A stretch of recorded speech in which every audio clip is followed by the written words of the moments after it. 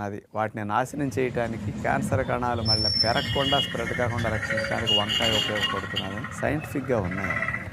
ఈ వంకాయలో ఉండే glyco alkaloids అనే కెమికల్స్ స్పెషల్గా ఏం చేస్తాయంటే క్యాన్సర్ కణాలు, అంటే రకరకాల అవయవాల క్యాన్సర్ కణాలు కొంచెం డిఫరెంట్గా ఉంటాయి కదా, బాడీలో ఏ రకమైన క్యాన్సర్ కణం ఉన్నప్పటికీ ఆ క్యాన్సర్ కణానికి బ్లడ్ సప్లై కట్ చేస్తుంది, రక్తనాళాల మార్పులు చేస్తుంది, పోషకాలు వెళ్ళకుండా చేసేస్తుంది.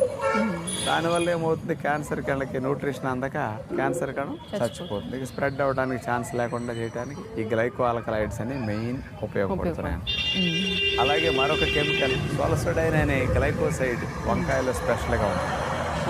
ఇదేం చేస్తుందంటే క్యాన్సర్ కణాలని మొదట్లోనే గుర్తించి తానంతట తానుగా చనిపోయేటట్టు వాటికి ప్రేరణ కలిగించి ఇక క్యాన్సర్ కణం స్ప్రెడ్ కాకుండా రక్షణ కలిగిస్తుంది. అంటే మంచి కణాలు క్యాన్సర్ కణం అంటించకుండా, మంచి కణాలు క్యాన్సర్గా మారకుండా రక్షించడం.